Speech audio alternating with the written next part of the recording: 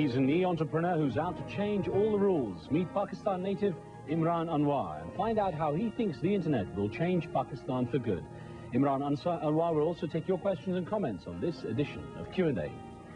Hello and welcome to Q&A, coming to you at the start of 2 weeks of special programming, coming to you live from London. In our talking points, Internet pioneer.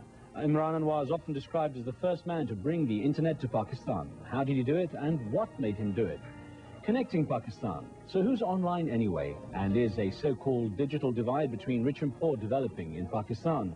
How has the new leadership of General Pervez Musharraf changed the rules for those looking to open up the cyber world to Pakistan?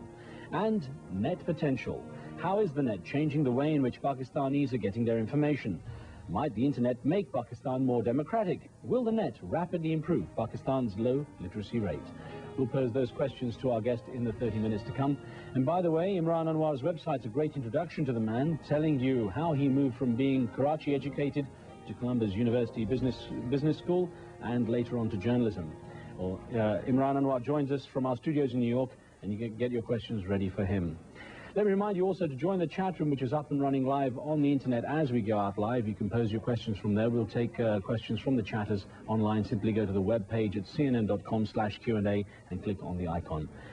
Imran Anwar, let me welcome you into the show and start off by asking, you've done a lot of things.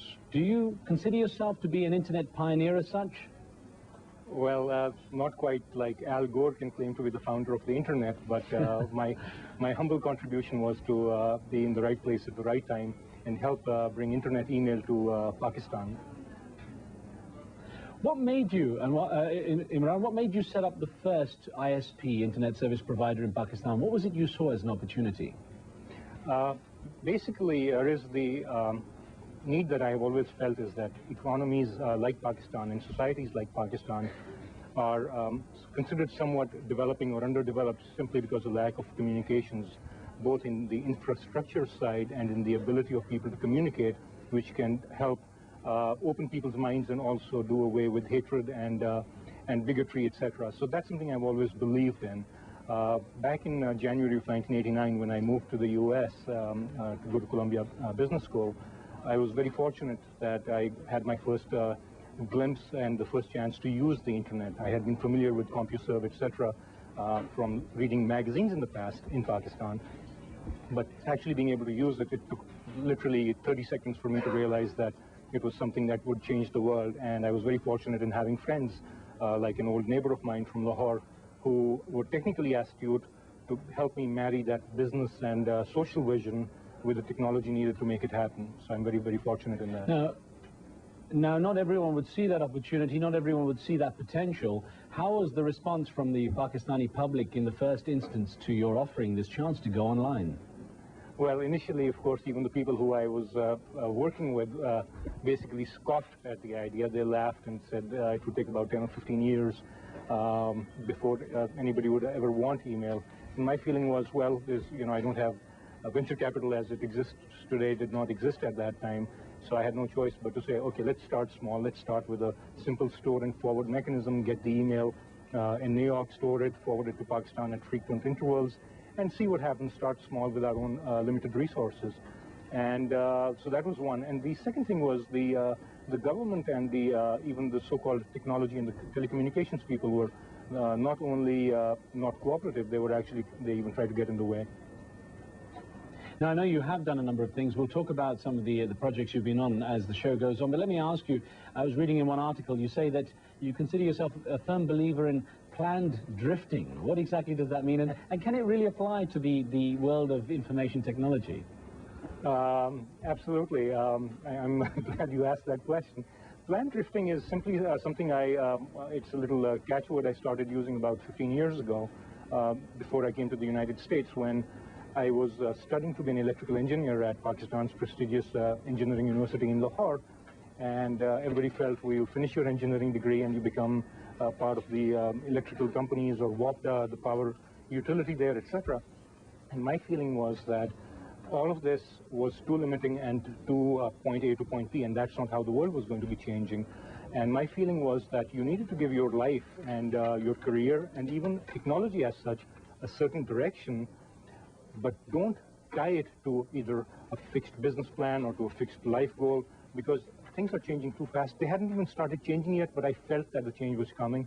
So you had to be flexible, and planned drifting almost is, this is about the direction I want to go to, but I don't know exactly what the eventual destination will be. But when I see it, I'll know what I want it to be, and I'll be ready for it. Now, in sort of giving the viewers some idea of what's shaped you to be the kind of entrepreneur you are, let me ask you about one time I was reading, I think it was under General Zia's rule of Pakistan, that you're a student activist and ended up getting beaten up and put in jail by the authorities. What happened there? Tell us about that, and how it affected the way you saw things changing in Pakistan. A short but painful chapter in my life, but a long and painful one in the history of Pakistan. I was at the Engineering University in Lahore, and I was chief organizer of what was known as the Qaid-e-Azam Students Federation, which was the liberal students organization. And this was the time when General Zia had been in power for a few years and had been using Islam as basically a weapon to stay in power, and also to curtail any kind of debate or discussion or any kind of opposition to himself. So the end result was there was a lot of extremism going on in the name of religion. I mean, it goes on even today, but at that time it was almost state-sponsored. Around that time, as the chief organizer of the QSF, I had the good fortune, if you want to call it that, of being in the forefront of the fight, the student-led protest to restore democracy and also to ask for individual rights. During one of these protests, I had the dubious privilege of being accosted by 6 policemen and shown what abuse of power really is all about. And interestingly, even though I've never been a part of the army, it was about 2 o'clock in the morning when I was court-martialed for leading unrest, etc., and thrown into Kot Lakhpat jail, which is not a very nice place. So that was basically my lesson into how politics is done in Pakistan when the military is in power. Well, I want to ask you, now the military is back in power, Imran, I'm going to ask you what you think of the way things might be changing, or how things might be changing there now, but stay tuned because we're going to pause for a moment. Now, according to the Far Eastern Economic Review, a call from Karachi to Lahore can cost twice as much as a call from New York to Pakistan. With such a high price tag and limited phone lines, how can Pakistanis get connected? Get your questions ready. There's more Q&A in just a moment.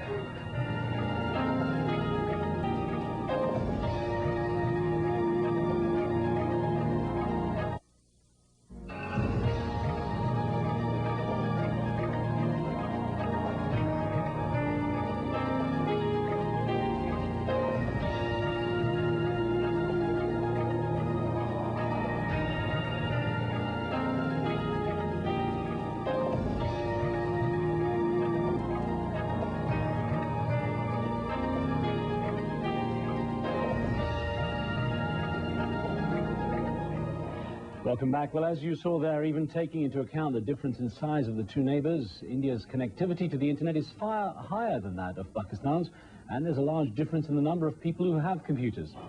Imran Anwar tried to make a dent in that gap when he launched Imran.pk, the first internet service provider in Pakistan. In this segment, a look at who's online in Pakistan and what Pakistanis are getting out of having the internet. Imran, let me ask you one thing. You know, in the 7 years or so you've been in the United States, how hard have you found it to maintain a close connection with Pakistan, especially in terms of the business community, the business sense, and doing business there?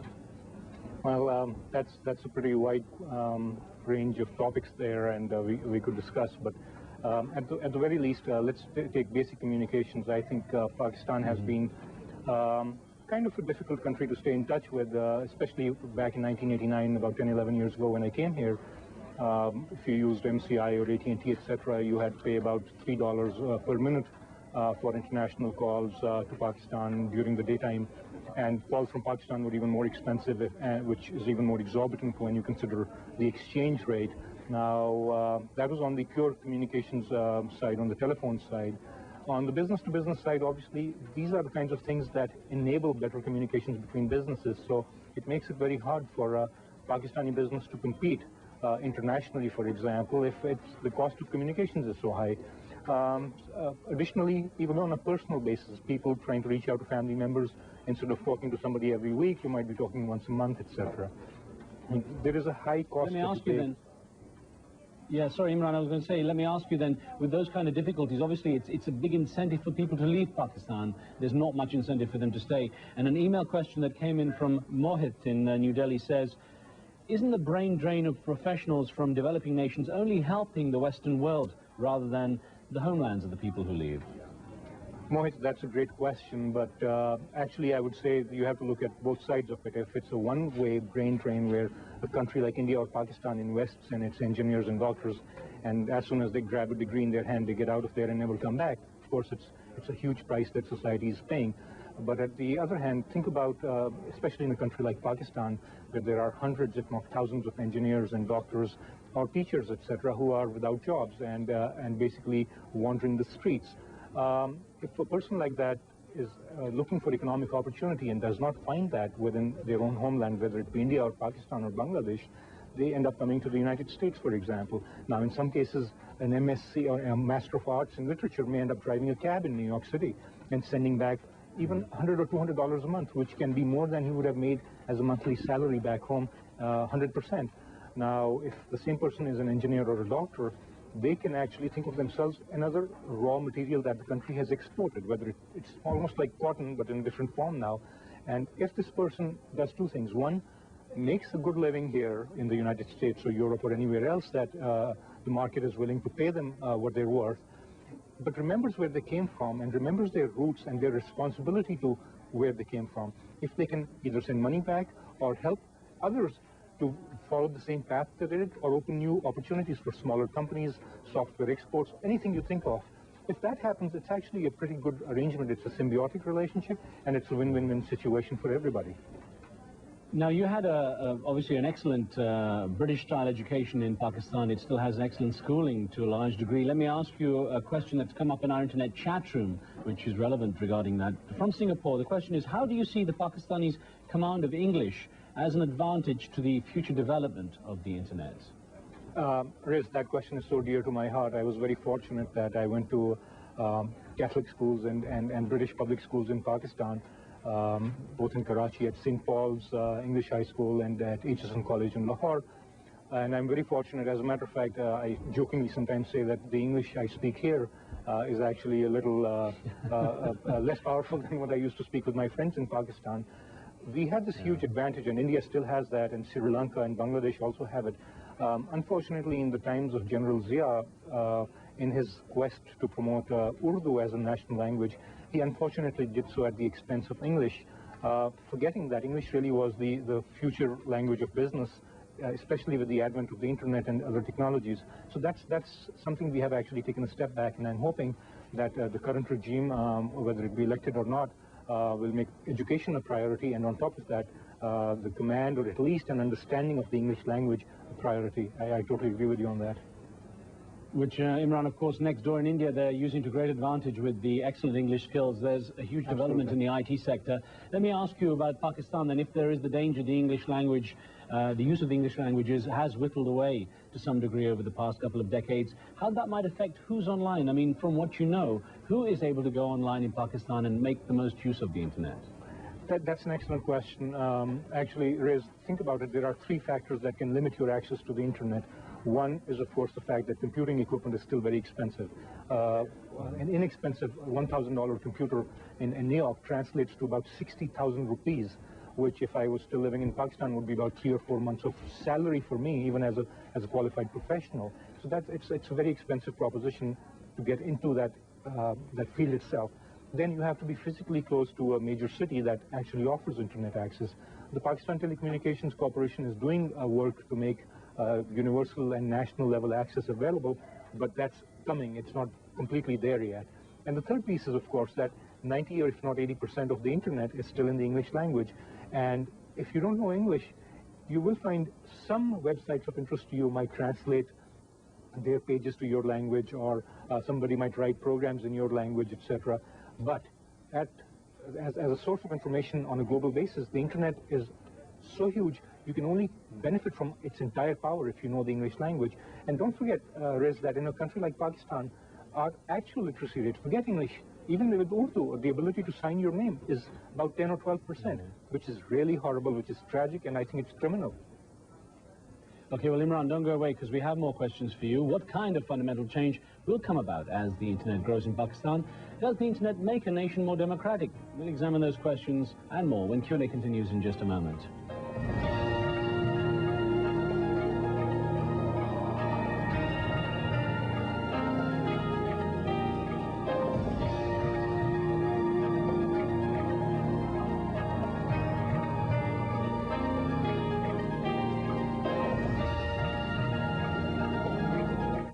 When I travel around the world,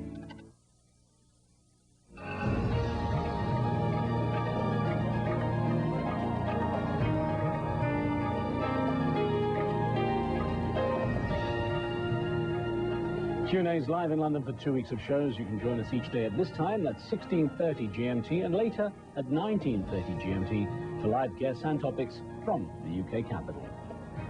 Welcome back. The International Telecom Union puts the number on the net in Pakistan at only 80,000. Now, the population of the country is just over 141 million. So with so much potential out there, how could the internet fundamentally change Pakistan in the future?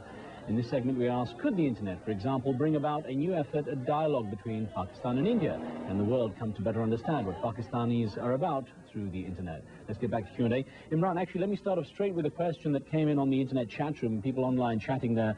And from Singapore, the question is the government providing any financial incentives for internet businesses, considering the high cost of infrastructure, or obviously for businesses?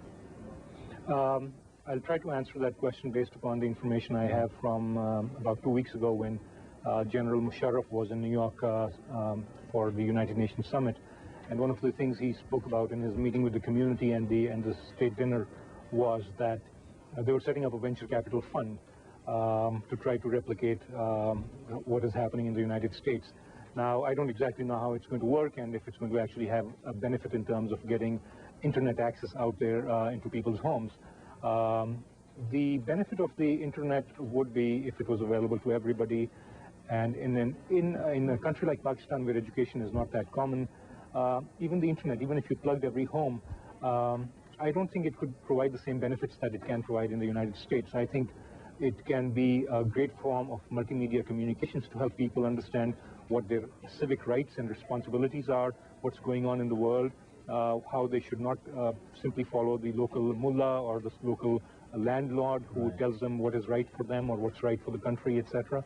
So things like that can help even people from the countries like Pakistan and India come together, not in an overnight, brotherlyhood, love feeling, etc., but at least have a better understanding for each other's perspectives. But miracles are very hard to come by when there is so little literacy in a country like Pakistan. Interesting point you made there. You said it's a great opportunity for civic, people talk about civic rights and so on. There's a lot of, obviously, focus on Pakistan because the government is now a military regime and the democratically elected leader was deposed. So do you think that the internet is essentially a tool that can allow a greater political voice, that can allow democracy as such to return to Pakistan? Actually, Riz, let me preface that by saying that about the time that General Pervez Musharraf came into power, I was sitting in this very seat actually, expressing my unhappiness about the fact that Pakistan's experiment with democracy had been, not even had been given a chance to fail completely, but it had been once again ripped out and thrown out. And I, for one, having paid the price of military governments in the past, feel very strongly that if a system does not work, you try to fix the system, not rip it out every few years. Having said that, we also have to keep in mind that democracy, quote democracy I should say, as it existed in Pakistan really was a sham. It was a choice of two elected dictators between Nawaz Sharif or Benazir Bhutto, for example. So that is one of the reasons that General Musharraf seems to have the support that he does have. Now, in those facts, if those facts are kept in mind, as long as even a military government focuses on economic development, social and civic development, and also education, which should be a top priority under any government, if they focus on these three things, people really do not care who really is running the show, as long as they have the basic freedoms. Go ahead. So you're willing to give General Musharraf a chance, is that what you're saying? I am, I'll go on record as saying I am adamantly and vehemently opposed to any kind of military governments overthrowing elected governments, but if the elected government is a cancer, I'm also willing to give the surgeon a chance to make a difference. But my only concern, my only request to General Musharraf directly is the following. We've been down this path before. We've seen 11 years of General Zia's rule. When he did not have any mandate, he did not need to win any elections. He could have made all the difference that was required. He did not, and he squandered a historic opportunity. You have that opportunity. If you play your cards right, you can go down in history as a hero, not just for the next couple of years, but forever. Let's see what he does with that. Imran?